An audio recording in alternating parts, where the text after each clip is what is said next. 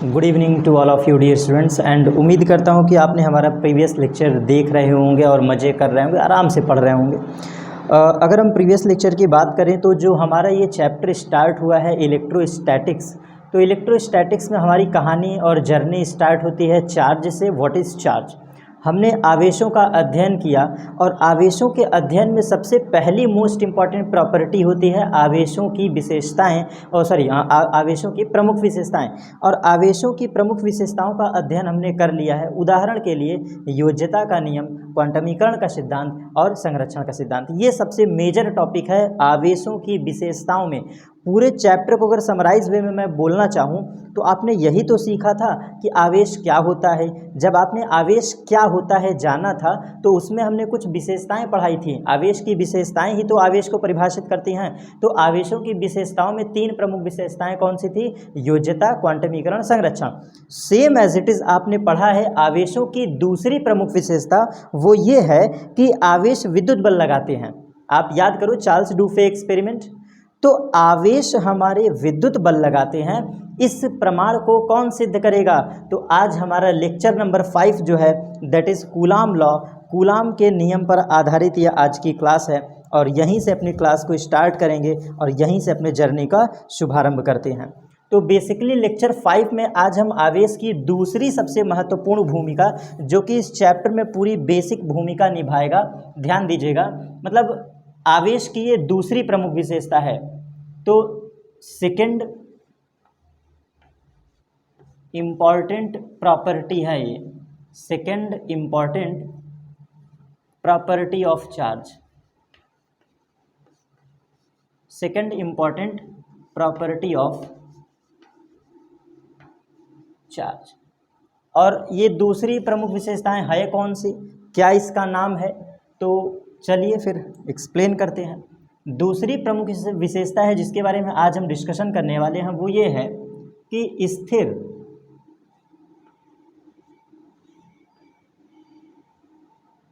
विद्युत, स्थिर विद्युत बल क्या है? स्थिर विद्युत बल क्या है, जिसको हम लोग इन शॉर्ट इसको कहते हैं electrostatic force, electrostatic force, electrostatic force, स्थिर विद्युत बल।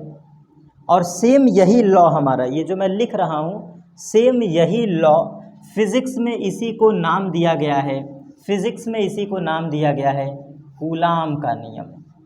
इसी टॉपिक को फिजिक्स में नाम दिया गया है कूलाम का नियम, और आज हम इसी पर डिस्कशन करेंगे।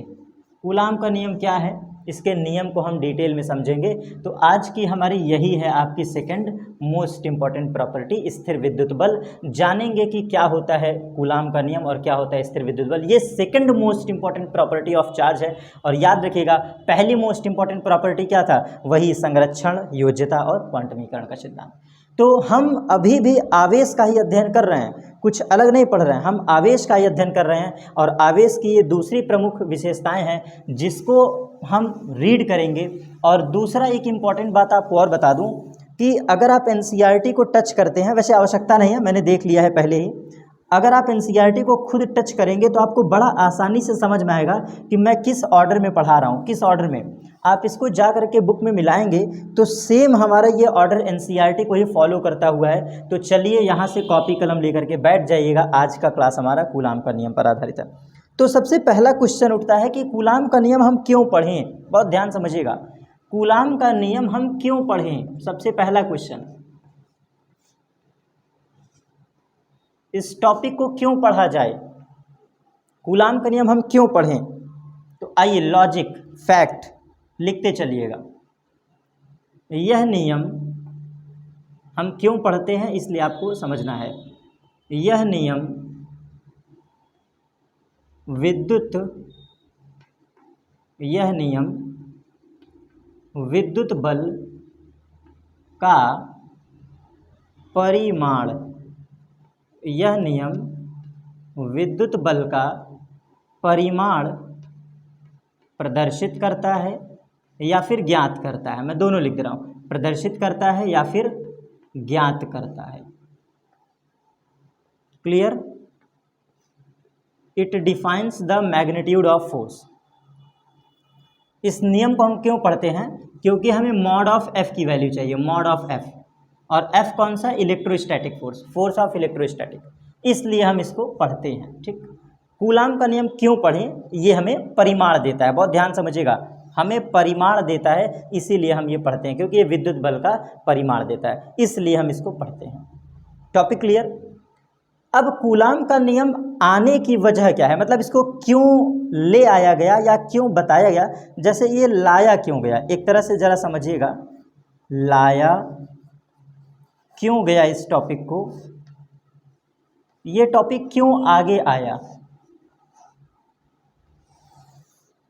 ये टॉपिक क्यों लाया गया है एनसीईआरटी में, क्या इसका रीज़न है कि ये हमें पढ़ना ही पड़ता है, क्यों इस टॉपिक को लाया गया है? तो थोड़ा इस पर आपको कुछ चीज़ें बताता हूँ कि जब हमारा चार्ल्स डूफे एक्सपेरिमेंट किया जा रहा था, बहुत ध्यान समझिएगा, जब चार्ल्स डूफे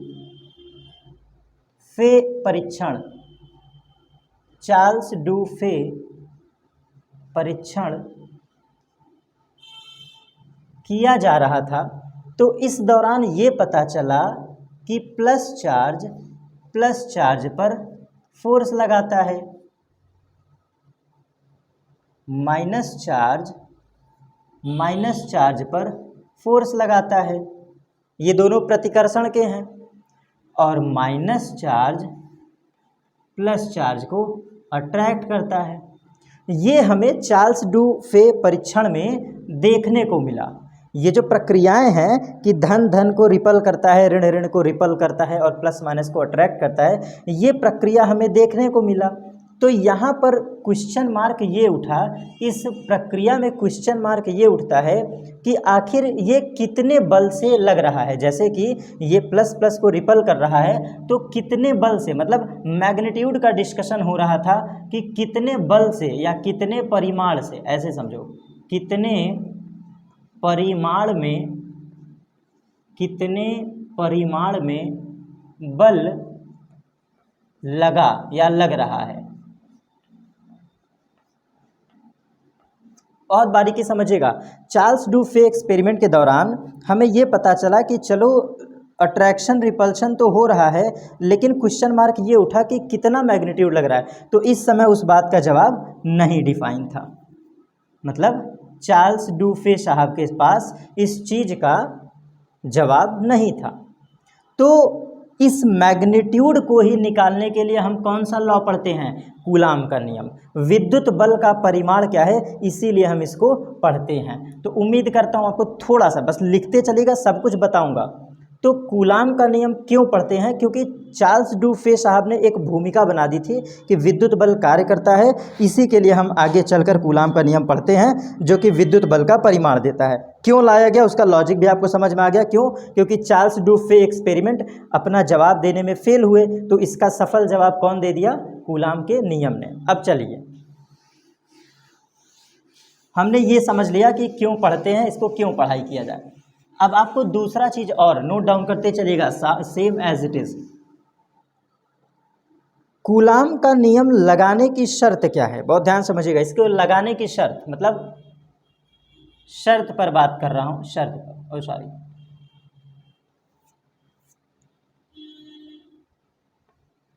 अरे यार ये आज क्या हो रहा है, बार बार गलत ही हो रहा है। कंडीशन क्या है? इलेक्ट्रोस्टैटिक फोर्स को डिफाइन करने के लिए शर्त क्या होनी चाहिए? ये मस्ट कंडीशन है, याद कर लीजिएगा, यही होगा तभी लगेगा। तो हैशटैग नंबर 1, सबसे मोस्ट इंपॉर्टेंट बात, आवेश स्थिर होना चाहिए। सबसे पहली चीज, आवेश स्थिर होना चाहिए। आप ये थ्योरम तभी लगाना जब आपका क्या हो, आवेश स्थिर होना चाहिए, बिना स्टैटिक चार्ज के ये थियरी नहीं लगेगी। तो पहला कंडीशन है आवेश स्थिर होना चाहिए, और दूसरा चीज क्या है? पॉइंट साइज चार्ज होना चाहिए, मतलब पॉइंट साइज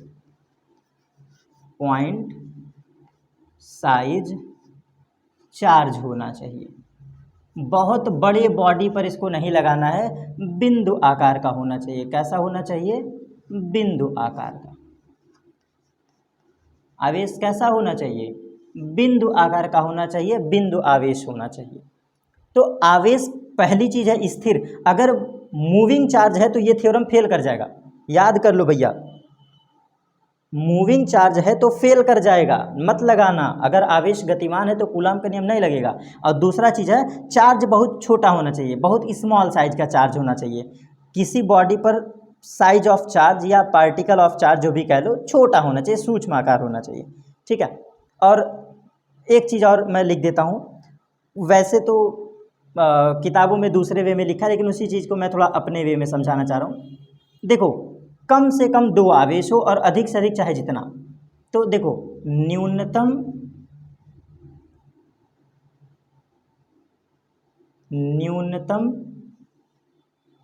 2 बिंदु आवेश हों, न्यूनतम 2 बिंदु आवेश हों, कम से कम तो 2 चाहिए।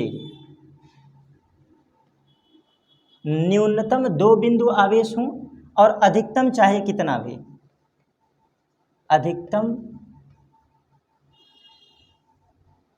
चाहे जितने हो, अधिकतम चाहे जितने हो, ठीक। चलिए लिख लीजिएगा ये बातें। तो कूलाम का नियम क्यों पढ़ें, लगाएं कैसे, दिस इज कंडीशन, ठीक है। तो ये कंडीशन आप याद रखिएगा। कंडीशंस फॉर अप्लाइंग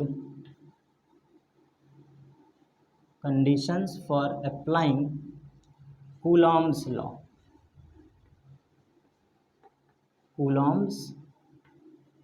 ठीक है। Conditions for applying Coulomb's law, उम्मीद करता हूँ समझ में आ जाएगा। तो ये कूलाम का नियम आपको लिख लेना है। क्यों लगाते हैं? क्योंकि बल का परिमाण चाहिए। कंडीशन क्या होना चाहिए? छोटा आकार होना चाहिए, आवेश स्थिर होना चाहिए, कम से कम 2 चार्ज हों, अधिक से अधिक चाहे जितने हों, ठीक। अब हमारा टॉपिक जो होगा, थोड़ा इरेज कर देता हूँ, अब हमें पूरा बोर्ड क्लीन चाहिए, क्योंकि अब हम इसके थियरी पर चलेंगे कि कूलाम का नियम सिद्धांत क्या है, कूलाम के नियम का सिद्धांत क्या है। तो भैया समझाने का तरीका थोड़ा डिफरेंट होगा, समझाने का तरीका थोड़ा सा डिफरेंट होगा, आपको समझना होगा। क्यों? क्योंकि हम फॉर्मूले के वे में आपको परिभाषा याद करवाएंगे, फॉर्मूले के वे में, थियरी नहीं रटवाएंगे, आपको फॉर्मूले के वे में समझाऊंगा कि फॉर्मूले से कैसे परिभाषा बनाते हैं। तो चलिए हेडिंग को लगाते हैं अपने प्यारे से नियम, दैट इज कूलाम का नियम।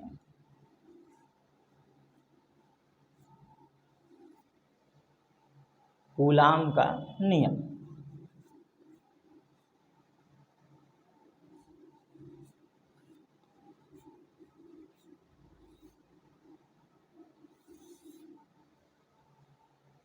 हम लोग डिस्कस करेंगे कूलाम का नियम क्या है, ये सिद्धांत। तो इनकी थियरी को आप समझिएगा, इनको थियरी को समझिएगा। वैसे ये सिद्धांत चार्ल्स अगस्टिन कूलाम ने दिया था। कब दिया है? अप्रॉक्सीमेट 1700 के आसपास। तो डेट थोड़ा सा कंफ्यूजन है, कोई ना, चलेगा इतना। कूलाम का नियम किन्होंने दिया था? That is Charles Augustine.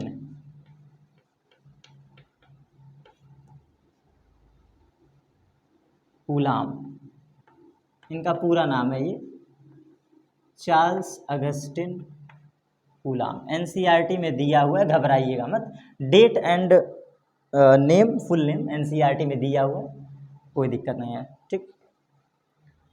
तो फाइनली कूलाम का नियम कूलाम साइंटिस्ट के द्वारा दिया गया है, ये बात याद रखिएगा। अब छोटा सा पॉइंट ये आता है कि बच्चे इसको याद नहीं रख पाते हैं। तो मैं आपको फॉर्मूले के साथ याद करवाने का तरीका पहले बताता हूँ। तो फॉर्मूला आपका होगा force of electrostatic F of E is equal to, बहुत ध्यान समझिएगा, force of electrostatic is equal to 1/4 pi epsilon naught, 4 pi epsilon naught, फिर है Q1 into Q2 divide by R का स्क्वायर। यही फॉर्मूला हमें प्रूफ करके पढ़ना है, ठीक। तो पहले 4 बार पढ़ लो, कोई थियरी नहीं, कोई सिद्धांत नहीं, पहले 4 बार पढ़ लो। Force of electrostatic is equal to 1/4 pi epsilon naught Q1 Q2 by R square, ये फार्मूला है। अब कैसे परिभाषा बनाएं, तो बच्चों को इसमें दिक्कत होती है। चलिए हम अब परिभाषा बनाना आपको सिखाते हैं यहाँ पर कि परिभाषाएं कैसे बनाते हैं इसकी। तो सबसे पहले आप क्या करोगे, 2 ठो चार्ज ले लो, एक ये रहा, एक ये रहा, जिसमें से एक की वैल्यू है Q1, एक की वैल्यू है Q2, ठीक। प्लस प्लस मान लो कोई फर्क नहीं पड़ता, माइनस माइनस मान लो कोई फर्क नहीं पड़ता, लेकिन अभी हम इस पर चिन्ह नहीं लगा रहे, बस ऐसे समझो। और इन दोनों के बीच की दूरी है R, केंद्र से केंद्र के बीच की दूरी एक तरह से मानी जाती है वैसे, सेंटर टू सेंटर। तो distance between both charges is R, दोनों आवेशों के बीच की दूरी R है और आवेशों का परिमाण Q1 Q2 है। बहुत ध्यान समझिएगा, Q1 एंड Q2, जो Q1 एंड Q2 हैं ये हमारे आवेश के परिमाण हैं। ये क्या है, आवेश का परिमाण है, जो हमने चित्र में बनाया है, परिमाण। और जो R हमने लिया है ये है आवेशों के बीच की दूरी, आवेशों के बीच की दूरी, ठीक है। तो चित्रानुसार समझ में आ गया होगा। अब इनका थियरी ये कहती है, इनकी थियरी ये कहती है, कूलाम के नियम की थियरी क्या कहती है, साफ साफ इसमें एक शब्द लिखा है कि जो विद्युत बल का परिमाण है, बहुत ध्यान समझिएगा, मैं थोड़ा सा लैंग्वेज आपको एक्सप्लेन कर रहा हूँ। साफ साफ बोला है कि स्थिर विद्युत बल का परिमाण, शब्द पहले समझाऊंगा फिर आपको लिखना समझाऊंगा। स्थिर विद्युत बल का परिमाण, स्थिर विद्युत बल, सबसे ये कॉमन शब्द है, कॉमन शब्द। स्थिर विद्युत बल का परिमाण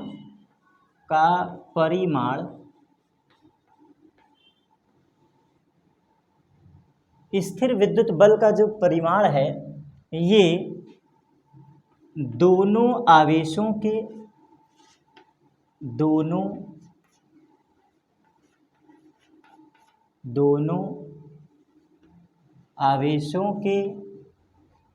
परिमाण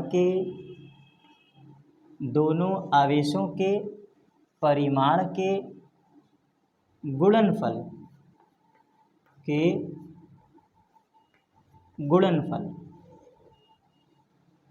इनकी थियरी कहती है कि जो स्थिर विद्युत बल का परिमाण, बहुत ध्यान समझिए, स्थिर विद्युत बल का परिमाण मतलब F, ये दोनों आवेशों के परिमाण के गुणनफल के अनुक्रमानुपाती, एक शब्द अब बोलने के बाद यहाँ पे रुकेंगे, के अनुक्रमानुपाती होता है, अनुक्रमानुपाती। अब यहाँ पर थोड़ा सा रुक जाएंगे, कॉमा लगा के रुक जाएंगे। आप तोड़ तोड़ के पढ़ो, देखो मैं एक साथ, मुझे रटा हुआ है, मैं पूरा एक साथ पढ़ सकता हूँ, लेकिन मैं ऐसे नहीं पढ़ाऊँगा, बहुत आराम आराम से चलेंगे, अच्छे से समझेंगे।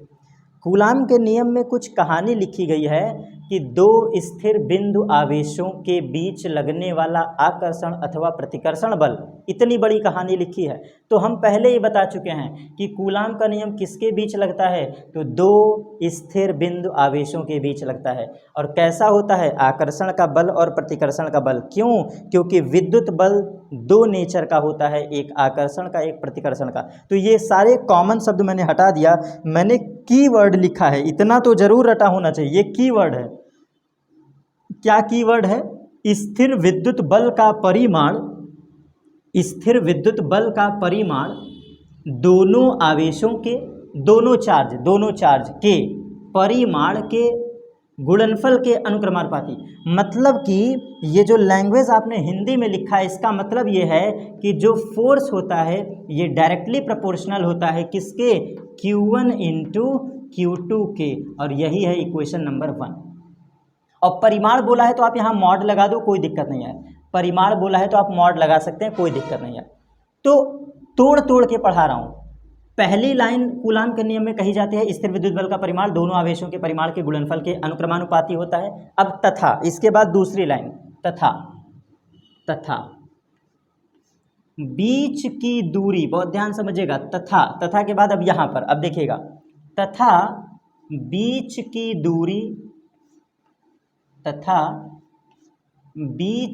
दूरी के वर्ग, इसका क्या करना है? वर्ग करना है।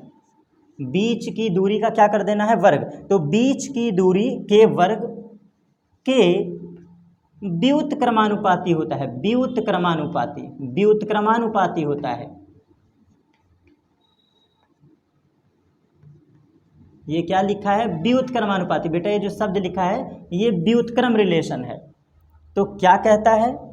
बीच की दूरी फिर इसका कर दो वर्ग और इसका कर दो उल्टा, व्युत्क्रमानुपाती होता है, ऐसा इनकी थियरी में लिखा है।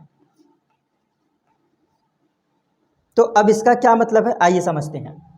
जो फोर्स है ये फोर्स व्युत्क्रमानुपाती होता है, बीच की दूरी का वर्ग मतलब 1/r²। This is equation number 2, this is equation number 2। तो क्या कहने का मतलब था, आइए अब इसको थोड़ा लॉजिकली समझते हैं। एक्स्ट्रा पॉइंट, थोड़ा सा लॉजिकली समझते हैं। एक्स्ट्रा पॉइंट है। देखो ऊपर की लाइन समझ में आ गई होगी, क्या समझ में आया होगा? स्थिर विद्युत बल का परिमाण मतलब F, स्थिर विद्युत बल का परिमाण मतलब F अनुक्रमानुपाती होता है। ये अनुक्रमानुपाती होता है मतलब सिंबल ये किसके? दोनों आवेशों के। तो दोनों आवेश मतलब Q1 Q2 और परिमाण के, परिमाण मतलब मॉड के अनुक्रमानुपाती होता है। और साथ ही साथ मतलब तथा, फिर ये तथा अगली लाइन, यहाँ से कूलाम के नियम के द्वारा दूसरी लाइन शुरू हो जाती है, तथा बीच की दूरी, हमने बीच की दूरी क्या माना? ये देखो आवेशों के बीच की दूरी हमने क्या माना? r। तो बीच की दूरी का मतलब r, पढ़ते जाना, बीच की दूरी का मतलब r, फिर के वर्ग, r का वर्ग करोगे तो क्या बन जाएगा? r का स्क्वायर, वर्ग तक हो गया। के व्युत्क्रमानुपाती, तो r² का व्युत्क्रमानुपाती क्या होगा? 1/r²। तो यही तो मैंने लिखा है। तो अब आपको समझ में आया कि थियरी में कूलाम साहब ने क्या बोला है, और इन्हीं समीकरण 1 और 2 को हम मिला देते हैं। बहुत ध्यान से देखिए, समीकरण नंबर 1 और समीकरण नंबर 2 दोनों को मिला करके देखें तो आओ इस फॉर्मूले पर, आ जाओ इस फॉर्मूले पर। ये देखो बल का परिमाण, फोर्स ऑफ इलेक्ट्रोस्टैटिक, बल का परिमाण अनुक्रमानुपाती है किसके? दोनों आवेश के गुणनफल के। ये देखो बाई फार्मूला डायरेक्ट देखो, जो फोर्स है ये डायरेक्टली गुणनफल है कि नहीं आवेशों के परिमाण के। और फिर देखो नीचे वाली लैंग्वेज, तो बीच की दूरी के वर्ग के व्युत्क्रम। ये नीचे वाली लाइन देखो तो फोर्स जो है बीच की दूरी का व्युत्क्रम है। और सर ये क्या है? ये नियतांक है, ये पूरी क्वांटिटी नियतांक है, 1/4πε0 ये नियतांक है। तो कैसे ये आया है अब आपको समझाते हैं। बाई फार्मूला रिलेशन समझे कैसे आया? अब इतना डायग्राम मैं हटा रहा हूँ ताकि हम आगे का डेरिवेशन भी तो प्रूफ कर पाएं। तो फाइनली अब हम लिखेंगे समीकरण 1 तथा 2 से। अब थोड़ा छोटा छोटा लिख रहा हूँ, समीकरण 1 तथा समीकरण 2 से, समीकरण 1 तथा 2 से। और समीकरण 1 तथा 2 को जब मिला दोगे तो क्या बन जाएगा? देखिएगा, force is directly proportional to Q1 into Q2 whole divide by r²। यही तो होगा। आप बताओ, दोनों समीकरण को मिला दो, दोनों समीकरण को हम मिला दें तो यही तो बनेगा ना।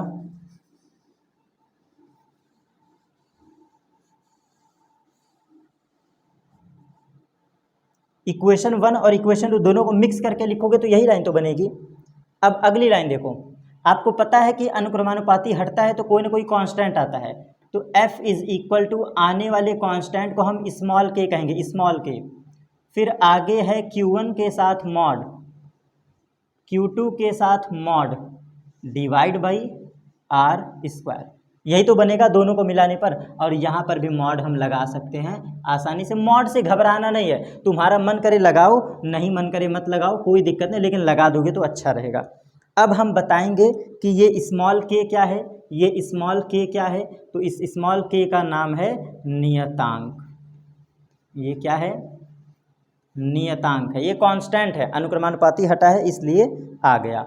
अब अगले लाइन में हम सिंपली रिप्रेजेंट कर सकते हैं, जो के है ना उसका नाम है force of electrostatic is equal to F की जगह एफ, और के का बड़ा सा नाम है 1/4 पाई एप्सिलॉन नॉट। इस के की जगह पे ये आ जाता है जो कि नियतांक है, और इक्वेशन बन जाती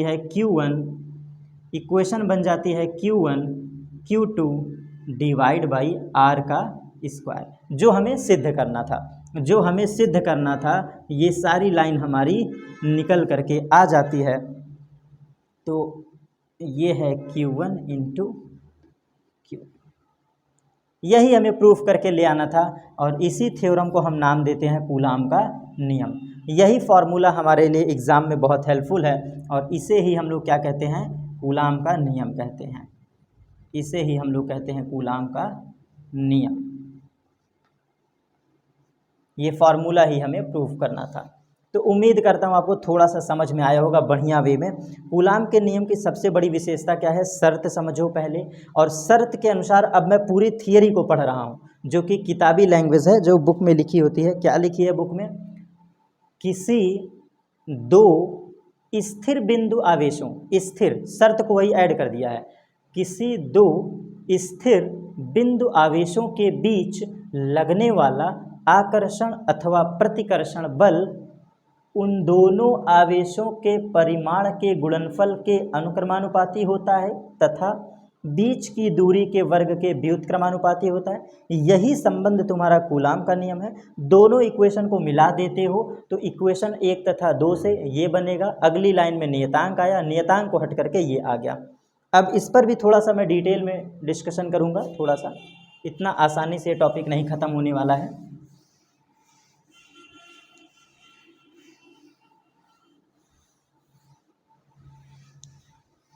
चलिए, कूलाम के नियम की थियरी एंड नोट्स आपको डिस्क्रिप्शन बॉक्स में प्रोवाइड कर दिया जाएगा। आइए, अब हमें ये पता चल गया कि फोर्स की जो वैल्यू होती है विद्युत बल की, वो 1/4 पाई एप्सिलॉन नॉट होती है, as well as Q1 into Q2 whole divide by R का स्क्वायर। अब इससे भैया आप वाकिफ़ हो जाइए, इसको माला बना के रट लीजिए। ये फार्मूला हो गया, this is the first formula of this chapter. तो फार्मूला नंबर 2 इसको देंगे, 2 फार्मूला नंबर 2 है। तो फार्मूला 1 कौन सा था? Q बराबर NE, Q बराबर प्लस माइनस NE, ये आपका पहला फार्मूला था, और ये आपका दूसरा फार्मूला। तो इसी को कहते हैं विद्युत बल। अब यहाँ पे दो चीज़ें हैं, बहुत ध्यान समझिएगा। वैसे तो जो स्मॉल के लिखे हो ये क्या है? अनुक्रमानुपाती नियतांक। ये आपको बढ़ाते जाना है, नोट्स में ऐसे ही लिखते जाना है। के आपका क्या है? अनुक्रमानुपाती नियतांक, अनुक्रमानुपाती नियतांक है। और नियतांक होने के वजह से नियत अंक, ध्यान से पढ़ो, के हमारा अनुक्रमानुपाती नियतांक है, तो इसकी वैल्यू जो होती है that is 9 into 10 to the power 9, 9 into 10 to the power 9। और ये कहानी आप याद रखिएगा, आपसे के का मात्रक पूछता है, आपसे एग्जाम में के का मात्रक पूछता है, मात्रक, के का मात्रक। तो याद रखिएगा, जो के का मात्रक होता है, इस मात्रक को हम डिफाइन करते हैं n से न्यूटन, m से metre square divide by C से कूलाम, कूलाम का स्क्वायर, ये इसका मात्रक है। कैसे आया अभी आगे डिस्कस करेंगे, बस लिख लीजिए अभी। K को अनुक्रमानुपाती नियतांक कहते हैं जिसकी वैल्यू 9 × 10⁻⁹ होती है, इसका मात्रक ये होता है। अगला क्वेश्चन ये आपको समझना है कि इस K के भीतर स्मॉल k चल रहा है, इस स्मॉल k के भीतर आपने अगर गौर से पढ़ा होगा तो यही तो वैल्यू थी K की 1/4πε0, यही तो लिखा था। K की जगह यही तो हमने लिखा था, फॉर्मूला में मिलाओ, यही लिखा था ना। तो अब 90% बच्चों को समझ में आता है, सर ये आपने क्या पढ़ा था, K बराबर ये आपने क्या पढ़ा था। तो आप समझो, अब एक अगली कहानी आपको एक्सप्लेन करने चल रहा हूँ। ये जो सिंबल है, ये जो छोटा सा सिंबल बन करके आया है, इसको हम लोग पढ़ते हैं, इसको हम लोग पढ़ते हैं,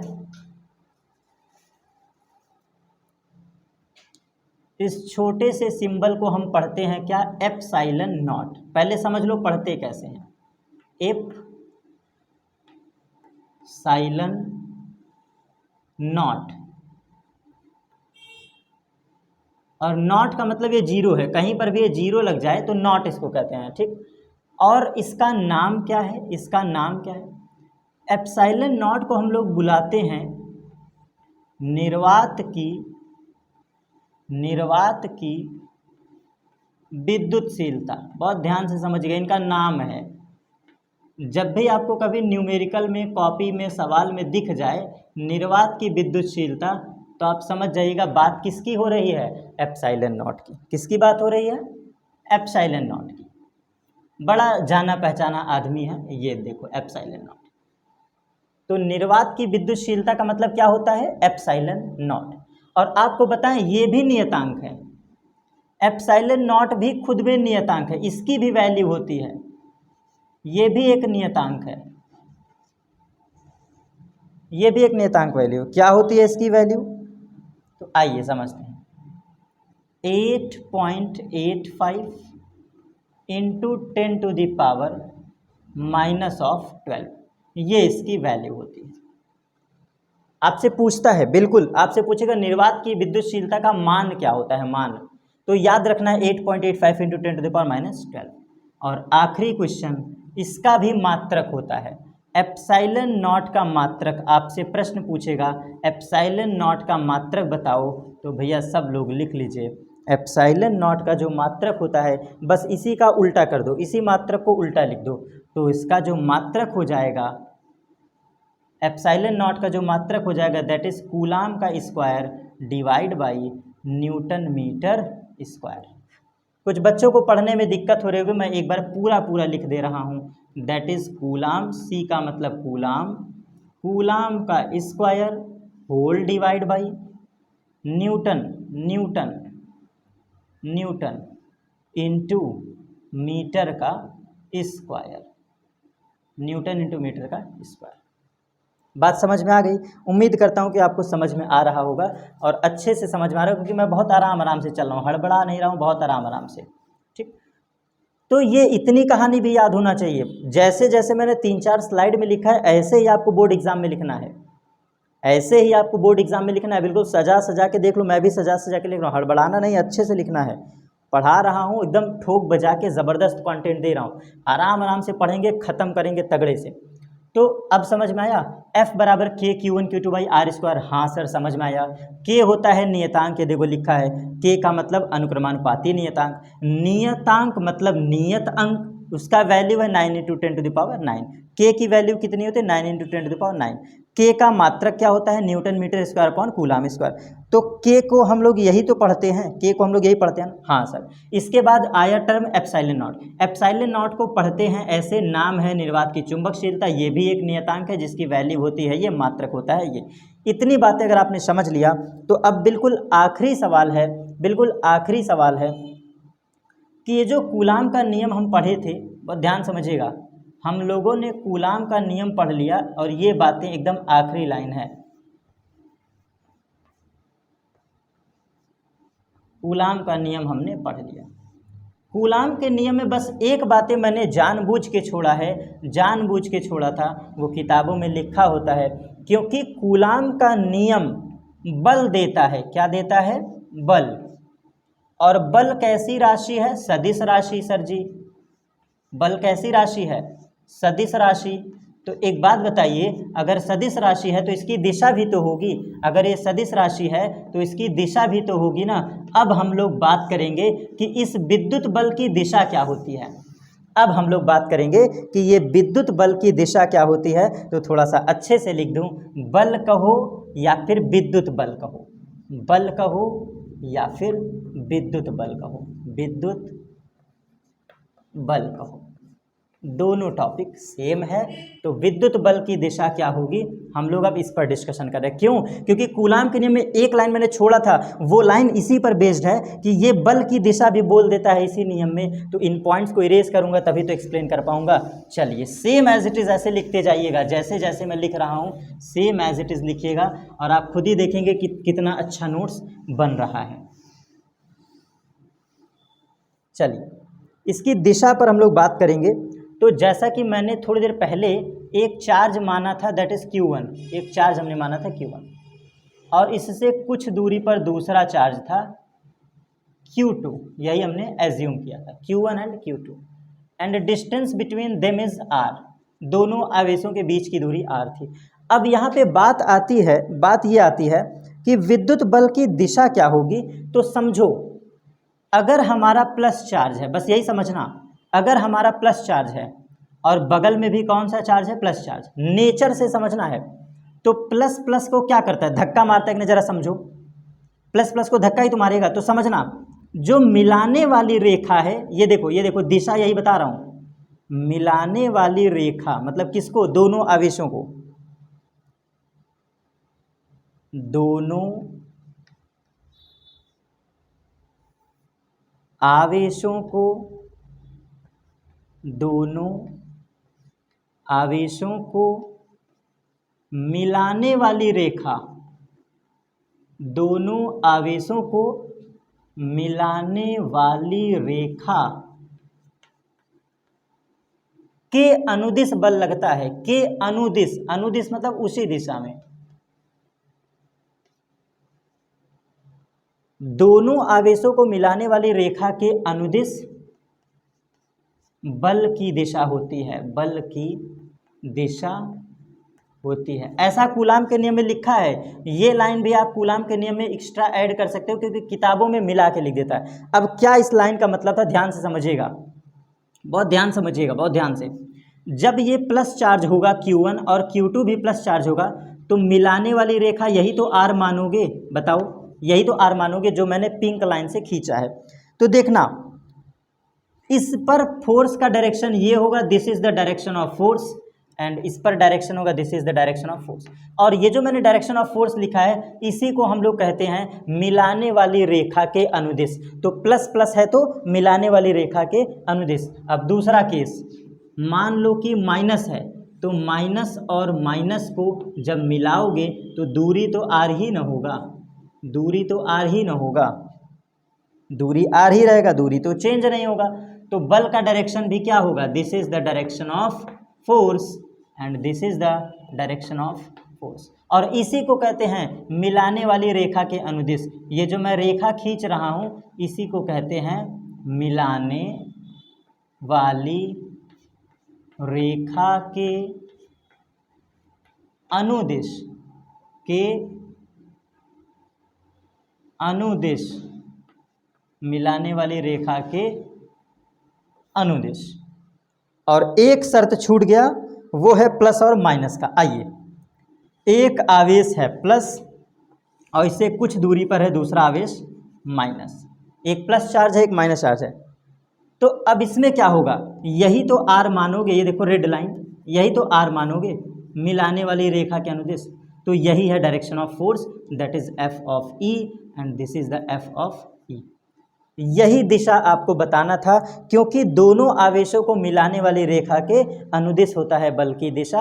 और जैसे आप इतनी बातें बता लोगे तो आपका टॉपिक यहाँ पर समाप्त होता है। जितनी चीज़ें मैंने लिखवाया है, सबसे पहले बताओगे क्यों पढ़ते हैं, कब आया, किसने दिया, फिर शर्त, शर्त के बाद तब थियरी, थियरी के बाद फिर के बारे में, एप्सिलॉन नॉट के बारे में, इस दिशा के बारे में। अब आपका टॉपिक समाप्त होगा, क्योंकि दिशा हमारी प्रकृति से निर्धारित होती है। बहुत ध्यान से समझिएगा, विद्युत बल की जो दिशा है, जो विद्युत बल की दिशा है, देखिए लिख रहा हूं, समझने की कोशिश करिएगा। विद्युत बल मतलब स्थिर विद्युत बल।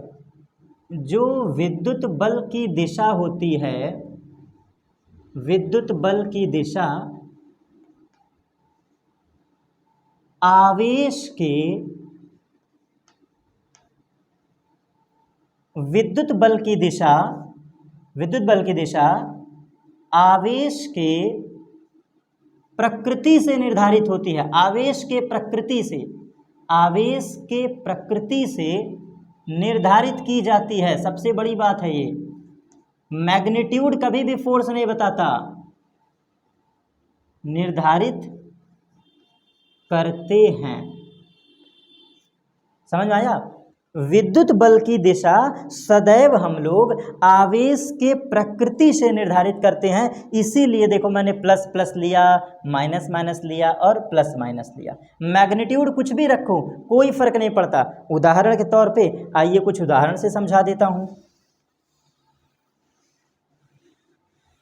छूटना नहीं चाहिए ना, कोई भी चीज़ में कसर नहीं रहना चाहिए।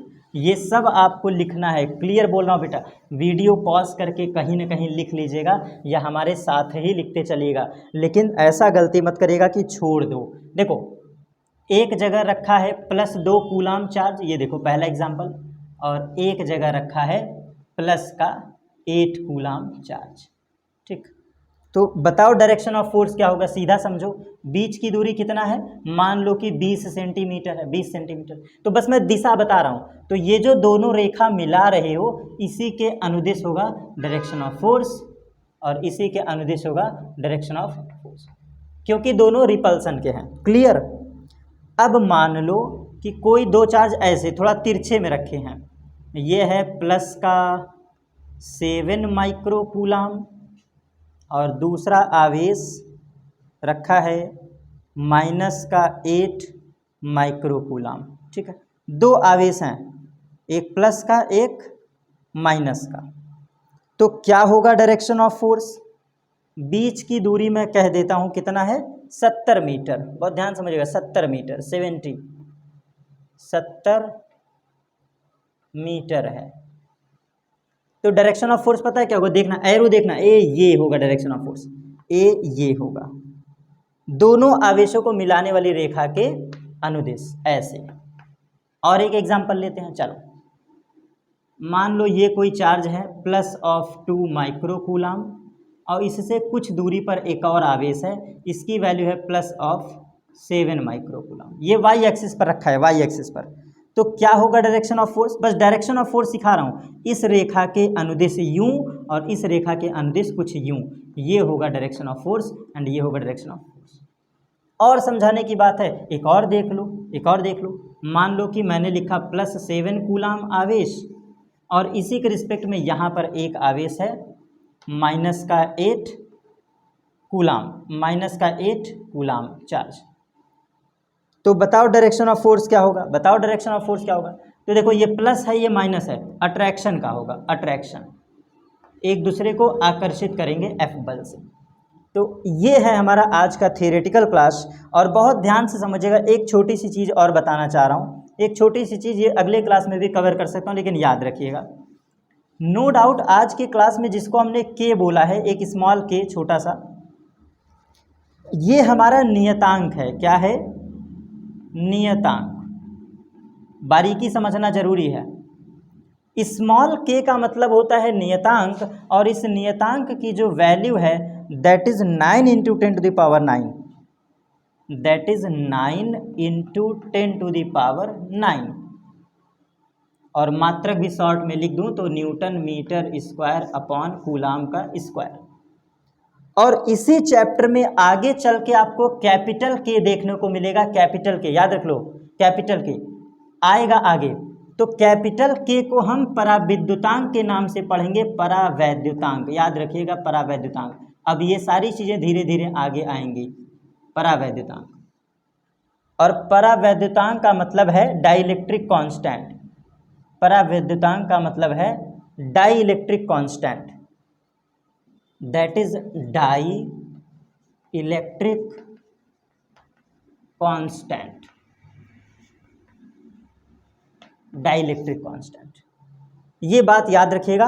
अगले क्लास पे हम बात करेंगे कि किसी माध्यम में बल कैसे लगता है, किसी मीडियम में फोर्स कैसे लगता है। तो कूलाम का नियम with direction with theory all facts हमने कवर कर लिए। अगले क्लास पे हम डिस्कशन करेंगे परावैद्युतांक क्या होता है, माध्यम किसे कहते हैं, किसी माध्यम में बल कैसे लगता है। अभी कूलाम का नियम 100% नहीं समाप्त हो, लेकिन हाँ फिर भी बोर्ड एग्जाम में आप इतना लिखोगे एकदम बेहतर पाओगे, क्योंकि परावैद्युतांक की कहानी एकदम अलग है, उसको कहते हैं किसी माध्यम में बल।